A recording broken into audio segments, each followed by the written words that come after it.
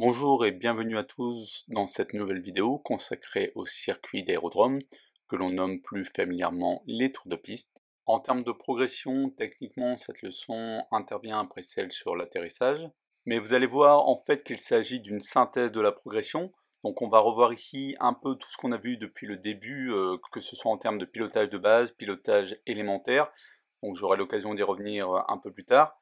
C'est également une leçon qui va être découpée en plusieurs morceaux, hein. Généralement, lorsqu'on voit les circuits d'aérodrome, on ne le fait pas en une fois.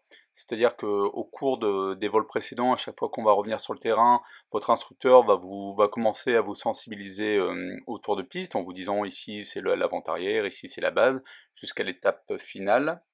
Vous allez le voir, la vidéo risque d'être assez longue, donc afin de ne pas faire une vidéo qui dure des heures, on verra dans cette vidéo que la partie circuit d'aérodrome rectangulaire, donc celle la classique entre guillemets. On verra dans d'autres vidéos les circuits d'aérodrome que l'on appelle adaptés, notamment le basse-hauteur.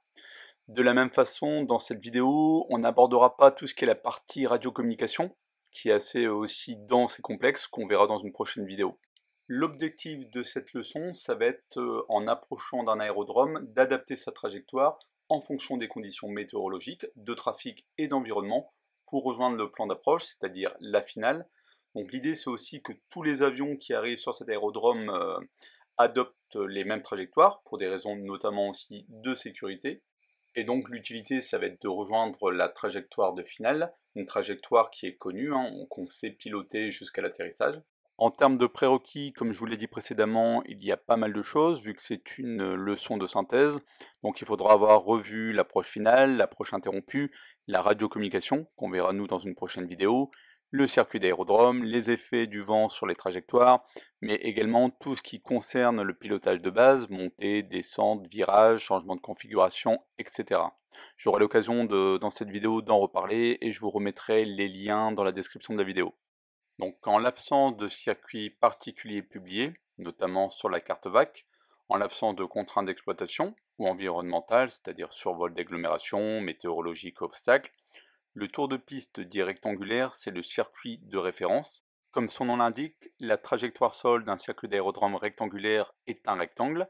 C'est une succession de trajectoires calibrées exécutées à une hauteur de 1000 pieds sol, qui va permettre de rejoindre l'axe et le plan d'approche final de 3 degrés, de manière à ce qu'une fois établi en finale, l'avion passe 1,6 nautique, ou 3 km, à 500 pieds sol en début de finale. Comme je l'ai dit tout à l'heure, ce tour de piste est le plus approprié pour assurer un espacement adapté par rapport aux autres trafics dans le circuit d'aérodrome. Il va se composer des étapes suivantes: la montée initiale, l'étape de vent traversier, l'étape de vent arrière, l'étape de base et l'étape d'approche finale. Le circuit d'aérodrome peut être défini uniquement par le sens du dernier virage, comme ici sur cette carte VAC, on voit que le circuit 09 est une main droite, alors que le circuit opposé 27 est une main gauche, donc c'est-à-dire les virages se font tous à gauche. Dans le cercle rouge entouré, on voit l'altitude du tour de piste, 1400 pieds, et en dessous, entre parenthèses, la hauteur associée, donc 1000 pieds sol. Parfois, cette trajectoire peut être entièrement imposée, trace sol et altitude, afin de tenir compte des contraintes environnementales ou de trafic, généralement pour éviter des agglomérations. Donc, comme c'est le cas ici sur la carte vague de Valenciennes, on voit que le tour de piste rectangulaire est tracé au sol, donc pas le choix, il faut le suivre. Ici, un autre exemple, pas vraiment rectangulaire, mais juste pour vous donner une idée. Parfois, comme sur cette carte VAC Les Mureaux, le circuit d'aérodrome ne sera plus vraiment rectangulaire, donc toujours pour éviter ici des agglomérations, mais de la même façon, il faudra suivre le tracé au sol imposé. Pour suivre un circuit d'aérodrome, lorsque la trajectoire n'est pas imposée, il est nécessaire d'identifier et d'utiliser des repères extérieurs. Donc afin de développer la visualisation de la trajectoire, le jugement et le coup d'œil, plusieurs types de tours de piste sont proposés. Ici, on va voir le tour de piste rectangulaire. Donc il démarre par le décollage, comme vu dans la leçon sur le décollage, puis la montée initiale. Donc on tâche de maintenir l'axe de piste en prenant un repère au loin. On n'hésite pas à afficher une correction de dérive si nécessaire. Arrivé à une hauteur minimum de 300 pieds, on peut effectuer la checklist après décollage.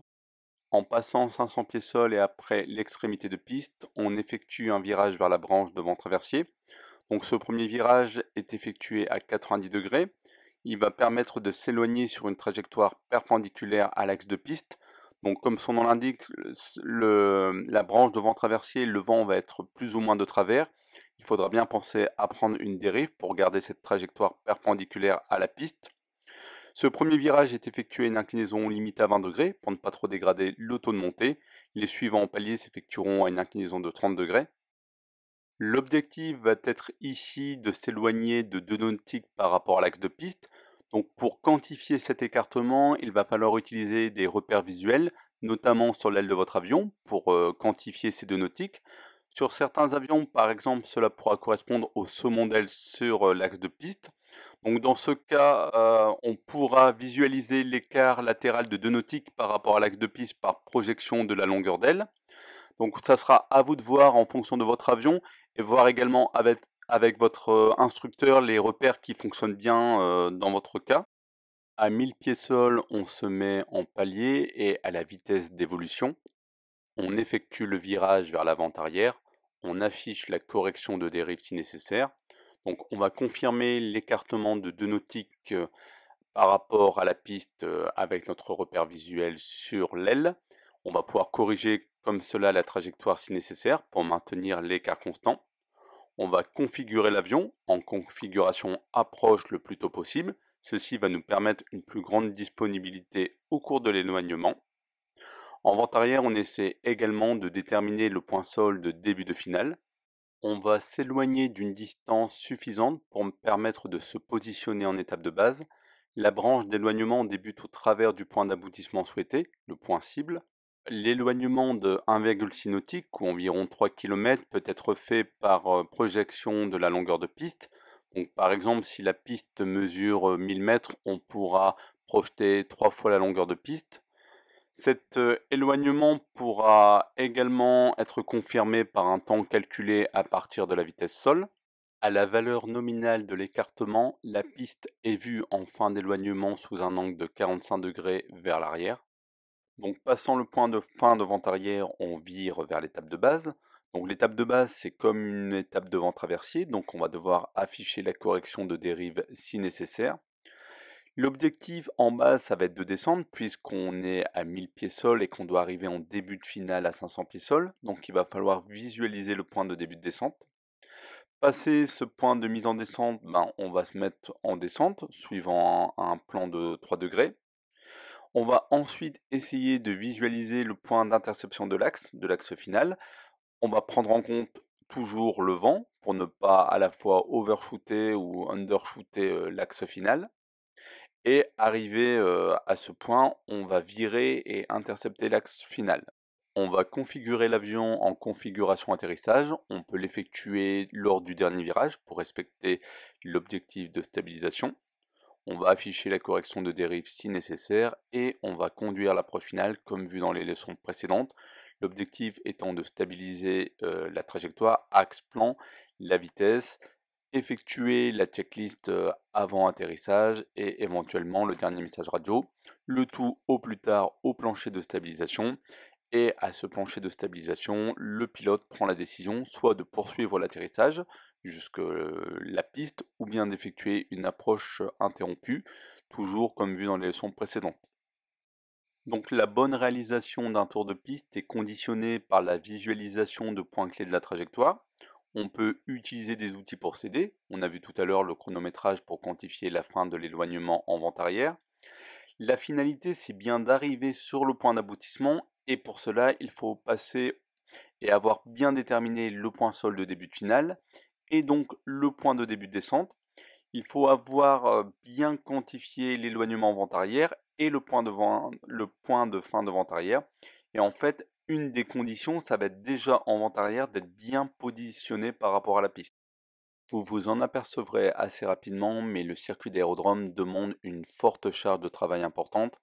Il va falloir à la fois gérer la trajectoire, gérer les procédures et les checklists, gérer la communication radio et aussi gérer tout l'aspect sécurité, les trafics, etc. Quelques conseils pour finir, pour vous aider. Donc tout d'abord, avoir conscience de la situation, savoir où l'on se trouve dans le circuit d'aérodrome et toujours avoir la piste en vue, sinon ça va être compliqué. Connaître les procédures et les trajectoires, donc étudier la carte vague, connaître les altitudes, les différents caps, travailler votre manuel de vol pour connaître les différentes configurations, les différentes vitesses d'évolution. C'est vraiment important de les connaître par cœur, s'entraîner en amphicabine, hein, au sol. Le conseil pour moi le plus important, c'est d'anticiper les actions, donc ce qu'on appelle être devant l'avion et non derrière l'avion. Donc c'est-à-dire savoir quelle est la prochaine action. Par exemple, je viens d'effectuer la checklist après décollage, la prochaine action à 500 pieds sol, virage à droite, etc. Enfin, prioriser les actions. Donc c'est-à-dire que la priorité en aéronautique, ça restera toujours la trajectoire. Donc par exemple, la communication ou la radio, ça peut attendre. On stabilise une trajectoire avant tout. Voilà qui termine cette vidéo sur les circuits d'aérodrome, plus particulièrement sur le circuit d'aérodrome rectangulaire. Donc cette vidéo, comme je vous l'ai dit, elle est assez longue, n'hésitez pas à la regarder en plusieurs fois, n'hésitez pas à mettre des pauses, à regarder plusieurs fois. La prochaine fois, nous verrons le virage engagé, donc pour cela, il faudra revoir tout ce qui est lié au virage, hein, le virage en palier, le virage en descente, la mécanique du vol associée au virage, l'inclinaison, le facteur de charge, etc. Donc c'est une première version de cette vidéo. En fonction de vos retours, en fonction des retours ou de l'expérience que j'aurai avec mes différents élèves, je ferai des mises à jour. N'hésitez pas donc à intervenir dans les commentaires, à poser des questions ou faire des remarques, j'essaierai de les prendre en considération. En attendant, je vous souhaite à tous de très bons vols.